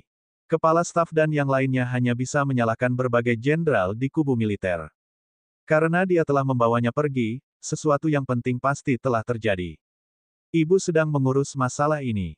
Kamu tidak perlu khawatir. Ibu akan membawanya keluar paling lama dalam 3 hari. Zhao Yunxi berkata, ini juga bisa dianggap sebagai sedikit kebaikan terhadap Xia Qingchen. Terima kasih atas perhatianmu. Xia Qingchen berkata dengan cemas. Ia berharap masalah itu dapat diselesaikan secepatnya, atau kalau tidak, ia akan kehilangan kesepakatan. 2 hari kemudian, di sebuah rumah yang tampak biasa di kota Liangzhou, ada banyak penjaga berseragam militer yang berjalan berkeliling. Tempat ini merupakan markas rahasia para inspektur istana militer, dan khusus digunakan untuk menginterogasi para jenderal yang dicurigai. Di gubuk gelap di bawah benteng, rambut Gongsun Wuji acak-acakan, dan wajahnya dipenuhi rasa lelah. Saat hendak tertidur, tiba-tiba tubuhnya disiram baskom berisi air dingin, membuatnya terbangun. Seseorang duduk di depannya. Bukan orang lain, melainkan sang jenderal yang gagal dalam misinya membasmi para bandit dan malah ditampar 10 kali oleh Xia Qingchen. Gongsun Wuji, jika kau berkata jujur, kau bisa terhindar dari hukuman. Kalau tidak, katanya dengan tatapan muram. Gongsun Wuji tidak tidur selama 5 hari 5 malam. Ia kelelahan secara fisik dan mental, tetapi ia tetap bersikeras pada tujuannya. Anda ingin saya membuat bukti palsu dan memfitnah Xia Qingchen. Itu tidak mungkin. Sudah. Jenderal itu mengambil batu tinta di atas meja dan membantingnya ke dahi Gongsun Wuji, menyebabkan terbentuknya gumpalan darah besar. Kau sangat keras kepala. Otakmu berisi air, kata Jenderal Ginseng itu dengan marah. Demi membantu Xia Qingchen, kau menyinggung banyak orang dan akhirnya diabaikan oleh Yu Guitian. Tapi hasilnya, Xia Qingchen menusukmu dari belakang dan mengambil semua pujianmu untuk dirinya sendiri. Kamu masih ingin melindungi orang seperti itu? Tidakkah kamu pikir kamu sangat bodoh? Setelah 5 hari 5 malam diinterogasi, dia masih belum bisa membuat Gong Sun Wuji menjawab. Ini adalah sesuatu yang tidak dapat dipahami sang jenderal. Gong Sun Wuji memejamkan matanya dengan lelah, membuka bibirnya yang kering, dan berkata dengan susah payah, memang benar Xia Qingchen telah mengkhianatiku. Namun, aku benar-benar tidak yakin apakah surat yang disobeknya adalah surat iblis bermata ungu itu. Jika membenci seseorang, balaslah dengan cara yang terbuka dan jujur. Jangan memfitnah dan menjebak pihak lain dengan cara yang tercela. Bab 728, aku harus pergi. Tidak buruk. Jenderal itu ingin mendakwa Xia Qingchen atas kejahatan berkolusi dengan bulan gelap. Ada ribuan kejahatan di istana militer, tetapi tidak ada yang lebih serius daripada berkolusi dengan bulan gelap. Begitu mereka ketahuan, mereka akan dihukum berat dari atas sampai bawah. Pada saat itu, bukan saja kepala Xia Qingchen akan dipisahkan dari tubuhnya, atasan langsungnya Zhao Feiye sekaligus Panglima Legiun Barat Laut juga akan dihukum berat. Begitu rencananya berhasil, itu akan seperti membunuh 3 burung dengan 1 batu. Itu akan sangat bermanfaat bagi promosi Yu Guitian. Sekarang, asalkan mereka bisa membuat Gong Sun Wuji bicara dan memaksanya menolak, segalanya akan berjalan lancar. Sayangnya Gong Sun Wuji tidak tahu bagaimana menghargai bantuan. Gong Sun Wuji, jika kamu tetap keras kepala, kamu akan mati. Jenderal itu mengancam. Aku tidak akan bersumpah palsu, bahkan jika aku mati.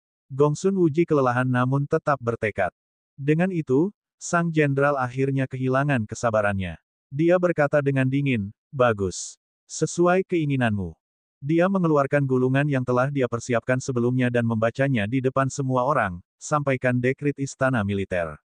Gong Sun Wuji tidak melakukan yang terbaik untuk menekan para bandit, dan dia bahkan menutupi mereka yang berkolusi dengan bulan gelap.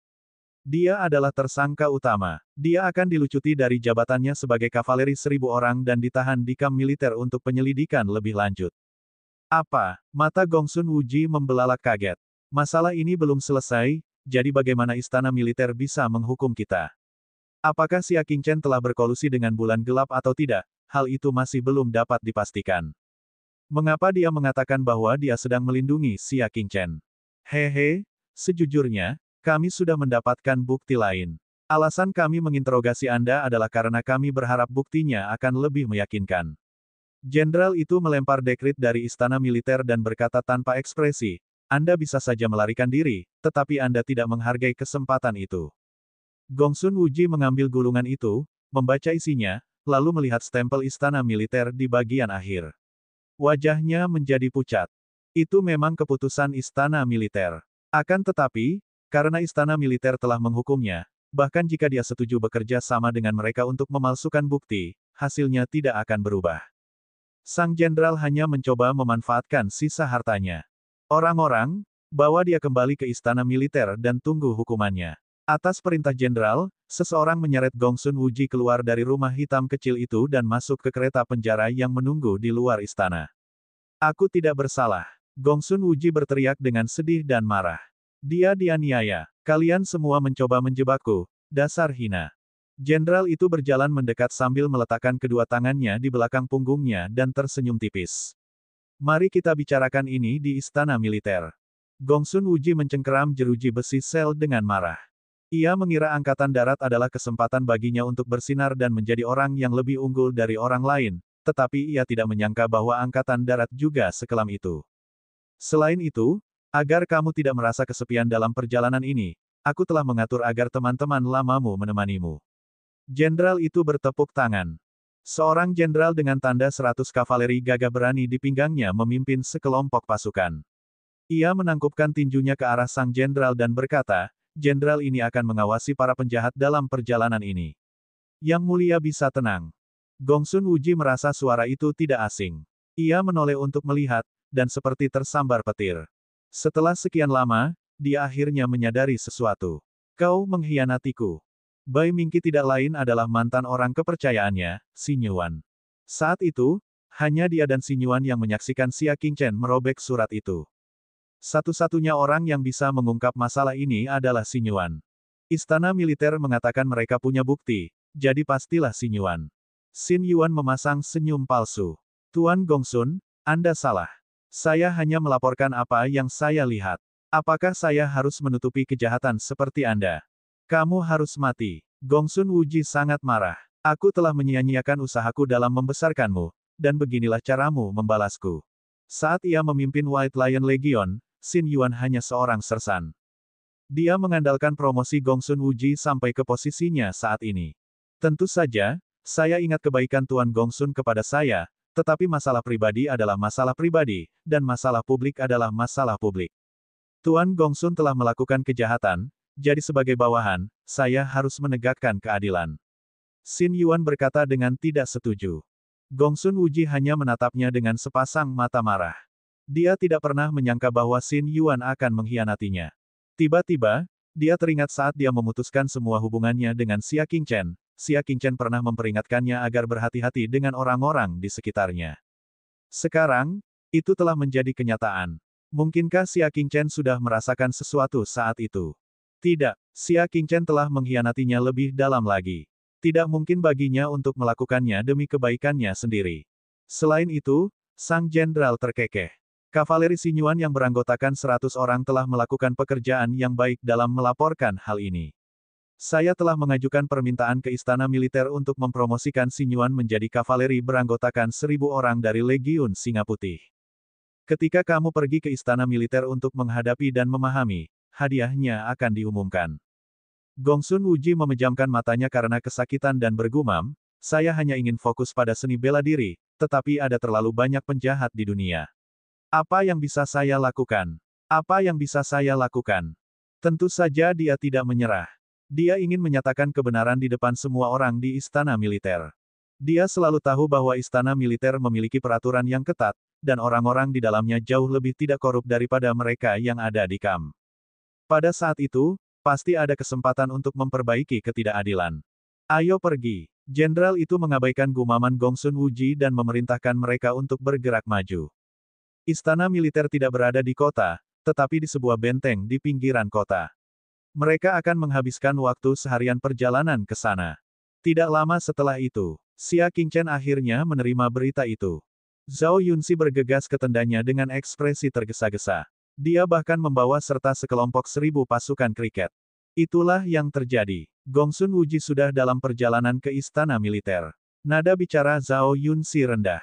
Dia tidak pernah menyangka bahwa masalahnya akan seserius ini. Ibu sudah dalam perjalanan ke istana militer. Kamu harus menunggu dengan sabar. Mata Zhao Yunxi berkedip.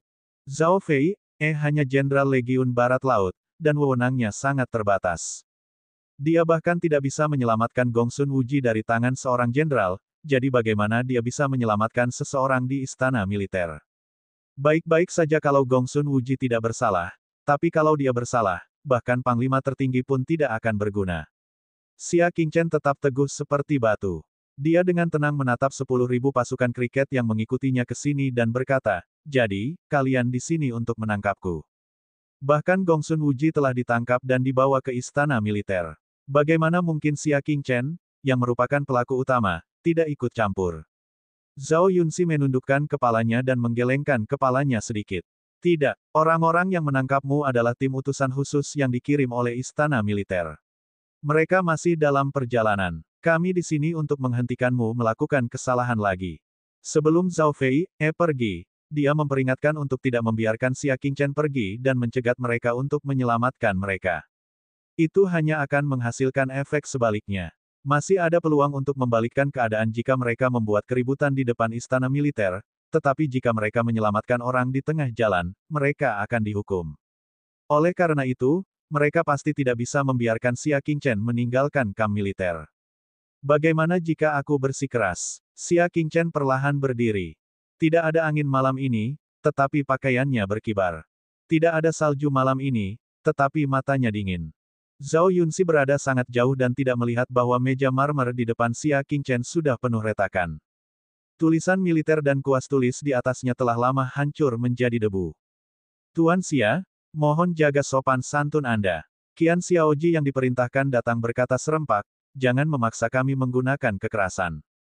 Xia Qingchen mengabaikan mereka dan berjalan perlahan. Ekspresi Qian Xiaoqi tampak serius saat mereka melonjak dengan kekuatan bintang tengah. Zhao Yunxi melambaikan tangannya dan menghela napas.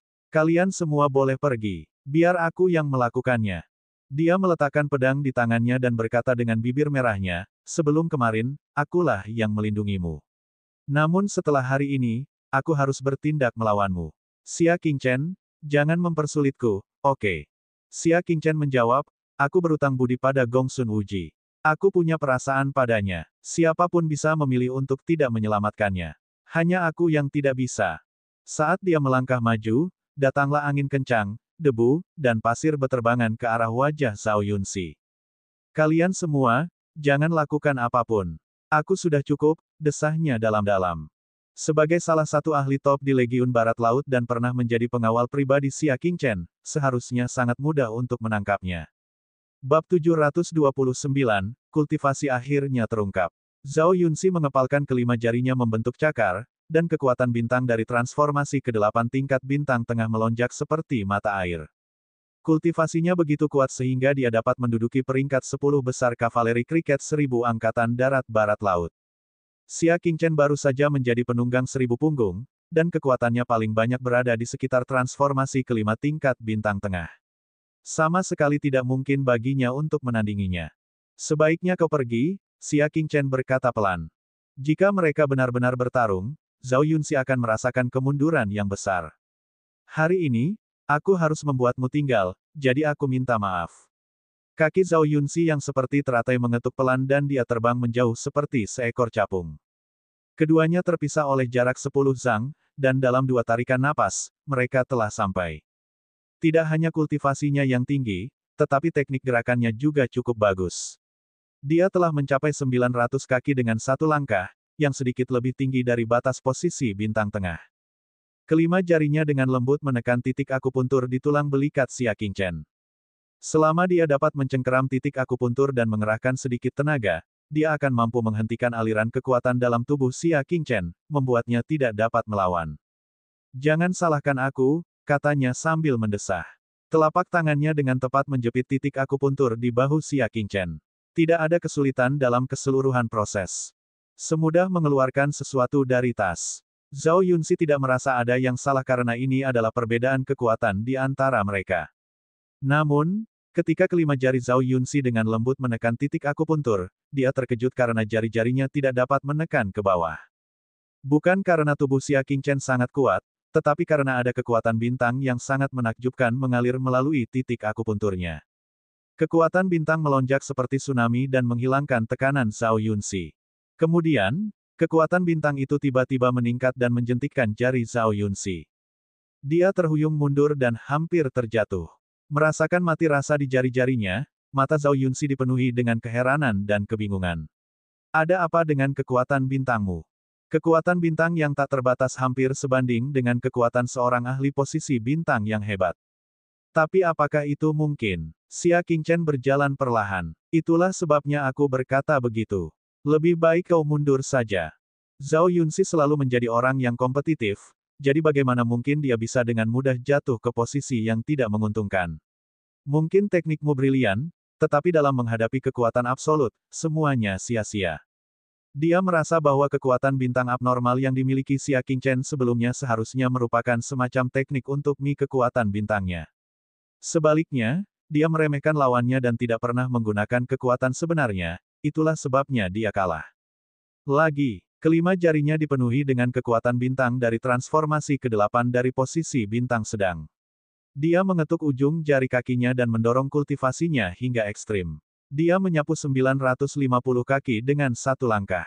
Dia mengulurkan telapak tangannya dan sekali lagi membidik tulang belikat Xia Qingchen. Telapak tangannya yang seperti batu giok bagaikan naga giok, langsung mengunci bahu Xia Qingchen dan menekannya ke bawah. Kesuksesan, dia berteriak dalam hatinya. Namun tiba-tiba, penglihatan Xia Qingchen kabur.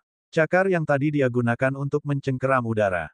Karena ia menggunakan terlalu banyak tenaga, tubuhnya condong ke depan secara tidak wajar. Ditambah dengan kecepatannya, ia pasti akan jatuh ke tanah. Ah, ah, serunya tanpa sadar, tapi sesaat kemudian, pinggangnya menjadi lemas saat sebuah lengan kekar melingkari pinggangnya. Kemudian, dia memeluknya dan memutarnya 2 kali, mengurangi kecepatannya. Ketika dia menenangkan dirinya, Zhao Yunxi menyadari betapa terkejutnya dia ketika mengetahui bahwa orang yang memeluknya tidak lain adalah Xia Qingchen. Kamu? Zhao Yunxi tanpa sadar melepaskan diri dari pelukannya, merasa malu dan terkejut. Bagaimana kamu melakukannya? Xia Qingchen dengan tenang mundur dan keluar dari tenda. Kau tidak ingin tahu. Melihat dia hendak meninggalkan tenda, Zhao Yunxi berteriak, tangkap dia. Ribuan pasukan berkuda kriket yang mengikuti mereka akhirnya mendapat kesempatan untuk menyerang. Mereka menerkam maju seperti serigala dan harimau. Seharusnya tidak ada lagi ketegangan ketika 10 orang dengan level yang sama menyerang, bukan? Ekspresi wajah Xia Qingchen tidak berubah. Dia bahkan tidak melirik mereka dan langsung berjalan keluar. Kalian sudah membuang-buang waktuku terlalu banyak. Kekuatan transformasi ke-8 tingkat bintang medium perlahan menyebar, mengaduk udara di sekitarnya dan membentuk arus udara yang berputar di sekelilingnya. Pasukan kavaleri jangkrik yang berjumlah 10.000 berusaha menangkapnya, namun mereka semua terperangkap dalam pusaran udara dan tidak dapat maju lebih jauh. His, transformasi ke-8 dari level bintang tengah. Mata indah Zhao Yunxi membelalak. Matanya dipenuhi dengan keterkejutan. Di dalam hatinya, basis kultivasi Xia Qingchen bahkan belum berada pada transformasi ke-6 tingkat bintang tengah. Namun, hasilnya sungguh di luar ekspektasinya. Namun, 10.000 kavaleri penunggang kuda bahkan lebih terkejut. Kultivasi mereka mungkin tidak setinggi itu, tetapi ketika mereka bergabung, mereka seharusnya jauh lebih kuat daripada transformasi ke-8 tingkat bintang tengah.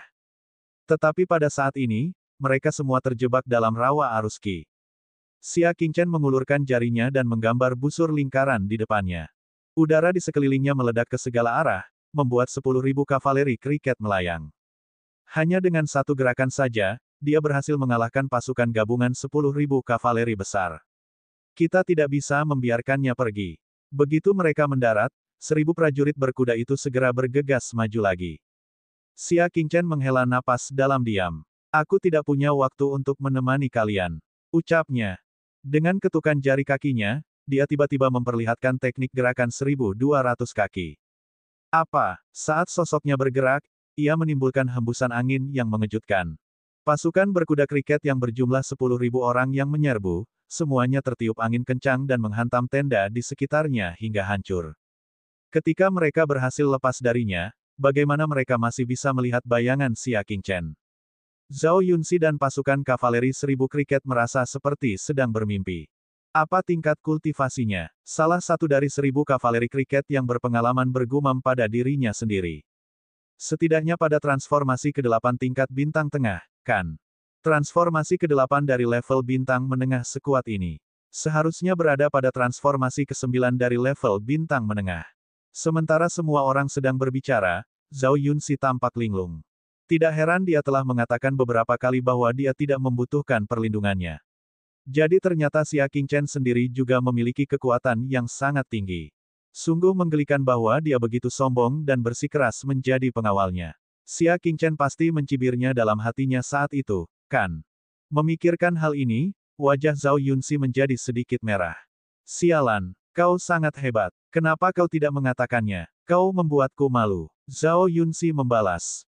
Dia mengepalkan tangannya dan membantingnya ke meja di sampingnya. Tunggu sampai aku melampauimu. Cepat atau lambat aku akan memberimu pelajaran. Dia merasa bahwa jarak antara dirinya dan Xia Qingchen tidak terlalu jauh. Selama dia bekerja keras, dia akan dapat melampauinya dengan sangat cepat. Namun, palu ini menimbulkan masalah. Meja marmer itu runtuh hanya dengan satu pukulan. Dia kehilangan keseimbangan dan jatuh terduduk di pecahan marmer. Ayo, Zhao Yunxi mengerang kesakitan. Ketika Qian Xiaoji dan yang lainnya melihat ini, mereka bergegas maju untuk membantunya berdiri. Zhao Yunxi mengusap pantatnya yang sakit dan berkata, bagaimana mejanya bisa rusak? Dia dan ribuan pasukan kriket mengamati dengan saksama dan perlahan-lahan menemukan beberapa petunjuk. Mereka semua terkesiap. Meja ini diukir dari marmer alam dan sangat keras. Mustahil untuk menghancurkannya tanpa kekuatan posisi bintang utama. Namun, meja itu pecah menjadi puluhan keping, dan tepi setiap keping yang pecah sangat rapi, seakan-akan ada bilah tajam yang memotong besi seperti lumpur. Itu dihancurkan oleh kekuatan bintang. Seorang kavaleri 1000 jangkrik Tao tua melihatnya dan terkejut. Lalu semua orang saling memandang dan merasakan darah mereka menjadi dingin. Tentu saja, mereka tidak menyangka bahwa Zhao Yunxi adalah orang yang memecahkan catatan kriminal, sebab ada orang lain yang telah melakukan kontak dengannya sebelum dia. Orang itu adalah Xia Qingchen. Bab 730, Keberhasilan Penjahat. Tanpa terlihat, Xia Qingchen menghancurkan meja menjadi berkeping-keping. Mungkinkah kekuatannya telah mencapai level Wan Xiaoqi? Salah satu dari 1000 kavaleri kriket berkata dengan kaget. Dia bahkan belum berusia 20 tahun, dan dia sudah mencapai level seperti itu. Konsep macam apa ini? Bahkan para pembudidaya terkuat di dunia dalam daftar bintang tidak sekuat ini. Bukankah kita seharusnya khawatir tentang Sang Jenderal dan gerombolannya? Hanya ekspresi Zhao Yunxi yang dengan cepat berubah serius setelah sesaat terkejut. Pada titik ini, jantung 10.000 kavaleri kriket semuanya berdebar kencang. Xia Qingchen yang tadinya tampak tenang, sebenarnya sudah hampir meledak amarahnya. Meja marmer yang pecah adalah bukti terbaik. Jika mereka melakukan sesuatu yang dapat menyakiti Gongsun Wuji lagi dan membuat Xia Qingchen benar-benar marah, maka mereka tidak berani membayangkannya. Itu karena sungai darah telah muncul di depan matanya. Cepatlah. Jantung Zhao Yunxi berdebar kencang saat dia berdoa dalam hatinya. Saya harap Jenderal He Yun tidak akan melakukan hal bodoh, tolong jangan. Begitu Xia Qingchen memulai pembantaian, tidak akan ada tempat baginya di Legiun Barat Laut, tidak, bahkan seluruh istana militer. Di pinggiran kota, pasukan yang berjumlah 100 orang mengawal kereta tahanan, yang melaju perlahan menuju istana militer tak jauh dari sana. Pada saat ini, matahari bersinar tinggi di langit, dan bumi yang berwarna kuning bagaikan tungku. Lapisan gelombang panas membakar udara. Fiuh, cuaca sialan ini, panas sekali. Jenderal Ginseng He Yun duduk di punggung seekor binatang iblis. Meskipun kekuatan bintang utama melindungi permukaan tubuhnya, mengurangi sebagian besar panas, dia tetap sangat tenang. Akan tetapi, cuaca masih sangat panas sehingga dia berkeringat deras, dan seragam militernya basah oleh keringat. Jika dia saja begitu, prajurit di belakangnya lebih-lebih lagi begitu. Mereka mengenakan baju besi tebal, dan pakaian mereka basah oleh keringat. Xin Yuan menahan panasnya dan membawa ketel ke He Yun. Jenderal, silakan minum air. He Yun mengambilnya dan menyesapnya, lalu segera memuntahkannya. Dia mengumpat, airnya panas sekali. Apakah ini untuk diminum manusia? Bahkan air dalam ketel menjadi sangat panas di bawah terik matahari. Xin Yuan tertawa datar dan menyimpan botol airnya. Di depan ada paviliun riak angin, kamu bisa menyejukkan diri di sana. Semua ini gara-gara si idiot ini, aku terpaksa melakukan pekerjaan bodoh ini, kata He Yun sambil mengerutkan kening. Sebenarnya ada beberapa cara untuk mengawal seorang buronan ke istana militer. Jika penjahatnya lebih penting, mereka akan menggunakan burung dari istana militer dan tiba dalam beberapa jam. Namun, tahanan biasa hanya bisa dikawal dengan cara yang paling biasa. Jika Gongsun Wuji mengakui bahwa Xia Qingchen telah berkolusi dengan bulan gelap, maka dia akan menjadi saksi yang sangat penting, dan istana militer secara pribadi akan mengirim seekor burung untuk menjemputnya. Pada akhirnya, dia bersumpah demi kematiannya sendiri bahwa dia tidak akan menurut, jadi dia tidak punya pilihan selain membiarkan He Yun, yang merupakan jenderal, secara pribadi memimpin tim untuk mengirimnya ke istana militer. He Yun menyalahkan semua penderitaan yang dialaminya pada kurangnya penghargaan Gongsun Wuji. Tak lama kemudian, mereka sampai di tepi sebuah danau. Ada sebuah paviliun di tepi danau yang disebut paviliun riak angin. Panas sekali. He Yun adalah orang pertama yang memasuki paviliun riak angin. Merasakan angin sejuk bertiup dari tepi danau, dia menghembuskan napas panjang dan menghirup udara panas. Sangat nyaman. Xin Yuan, di sisi lain, memegang beberapa lembar kertas di tangannya dan mengipasinya seolah-olah dia sedang mengipasinya. Dia tersenyum dan berkata, Jenderal, mohon tunggu sebentar. Saya sudah memerintahkan seseorang untuk memasukkan botol air ke dalam danau untuk mendinginkannya. Botol itu akan segera siap diminum. He Yun sangat senang dengan sanjungannya, dan ketika dia melihat Gongsun Wuji di kereta penjara, dia mendengus. Jika Gongsun setengah sepintar dirimu, dia tidak akan berakhir seperti ini.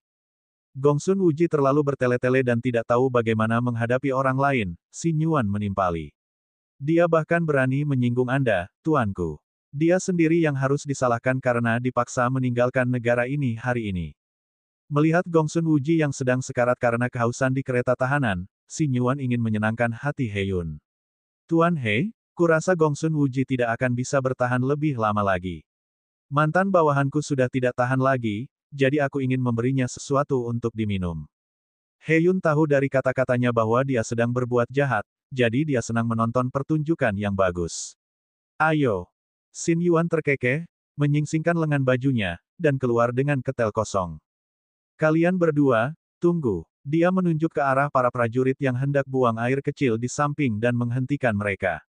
Dia cepat-cepat berjalan mendekat dan melemparkan ketel itu ke arah mereka. Kencing di sini. Kedua prajurit itu tertegun sejenak, tetapi mereka melakukan apa yang diperintahkan. Mungkin mereka gugup, tetapi mereka tidak dapat melakukannya. Bahkan setelah dia selesai buang air kecil, yang keluar hanya beberapa tetes urin. Tidak berguna. Xin Yuan mengambil kembali botol air itu dengan tidak senang, membuka ikat pinggangnya, dan buang air kecil di dalamnya. Dalam waktu singkat, ia telah mengompol setengah panci. Sambil memegang ketel, Xin Yuan tersenyum canggung. Ikutlah denganku dan layani mantan tuan Gongsunmu. Kedua prajurit itu mengerti secara diam-diam dan tertawa mengejek. Mereka tidak memiliki kesan yang baik terhadap Gongsun Wuji. Saat berkuasa, dia sangat ketat terhadap bawahannya.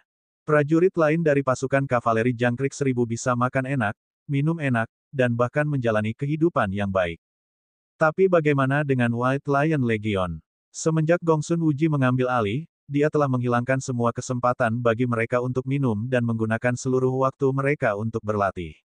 Di masa lalu, setiap kali mereka punya waktu senggang, mereka masih bisa menggunakan Panji Northwest Legion di kota untuk menjaga penampilan dan menjalankan tugas bagi orang-orang guna mendapatkan uang. Namun, setelah Gongsun Wuji naik tahta, ia melarang keras mereka mencari keuntungan dan siapapun yang melanggar aturan itu dihukum berat. Sejauh ini, ia telah menghukum berat 100 prajurit, dan yang paling berat telah dieksekusi. Di bawah tekanannya, White Lion Legion bekerja keras. Meskipun White Lion Legion telah memperoleh banyak kehormatan karena hal ini, apa itu kehormatan? Apakah kehormatan dapat dimakan? Oleh karena itu, mereka sangat loyal kepada orang-orang seperti Xin Yuan. Hehe, Tuan Gongsun kita dulu sangat mengagumkan. Apakah dia bahkan bisa minum air seni? Keduanya menggoda. Xin Yuan terkekeh. Jika kamu bisa meminumnya, minumlah. Jika kamu tidak bisa meminumnya, kamu tetap harus meminumnya. Mereka bertiga tiba di depan kereta penjara. Rambut Gongsun Wuji acak-acakan, dan luka di dahinya sudah membentuk keropeng. Wajahnya pucat pasi, kulitnya dipenuhi sel kulit mati. Bibirnya pecah-pecah seperti sawah yang kering. Gumpalan darah perlahan merembes keluar dari bibirnya yang terlalu kering. Dia bersandar di sudut kereta, merasa sulit membuka matanya. Termasuk hari ini, dia tidak minum setetes air pun selama 6 hari. Dia linglung. Tuan Gongsun. Ia mendengar suara itu di telinganya dan merasa bahwa itu sangat halus. Ia membuka matanya dengan susah payah. Dia melihat Xin Yuan membawa sepanci air, tersenyum saat dia membuka pintu sel penjara dan masuk bersama dua tentara. Berikan padaku, air, Gongsun Wuji menelan ludahnya dengan susah payah. Di matanya, hanya ada botol air. Xin Yuan berjongkok dan menggoyangkan ketel di tangannya. Apakah kamu mau air? Tentu. Tetapi tolong panggil aku Tuan Xin Yuan terlebih dahulu. Lagi pula, aku akan segera menjadi komandan Legiun Singa Putih. Gongsun Wuji menutup mulutnya, tidak mengatakan sepatah kata pun. Sekalipun ia mati kehausan, ia tidak akan menundukkan kepalanya di hadapan penjahat tak tahu malu yang mengkhianatinya. Wajah Xin Yuan menegang dan menjadi lebih dingin. Dia tersenyum dingin. Kau tidak memanggilku. Jangan khawatir, aku orang yang murah hati. Bahkan jika kau tidak memanggilku Tuan, aku akan tetap memberimu air untuk diminum. Jejak kebencian terpancar di matanya. Ayo, bantu Tuan Gongsun berdiri. Kita beri dia air. Meskipun kesadaran Gongsun Wuji kabur, dia masih bisa merasakan ada yang tidak beres. Kalian, apa yang kalian lakukan? Tidakkah kau ingin minum air? Xin Yuan mencibir. Aku akan memberimu air terbaik. Kedua prajurit itu memegang lengannya dengan satu tangan dan mencubit dagunya dengan tangan lainnya, memaksa mulutnya terbuka. Xin Yuan membuka sebuah ketel dan memasukkannya ke dalam mulut Gongsun Wuji, lalu menuangkan air seni ke dalamnya. Wah! Gongsun Wuji yang tak sadarkan diri langsung tersentak bangun dan mencoba melepaskan diri. Pegang dia erat-erat. Xin Yuan menyeringai mengerikan.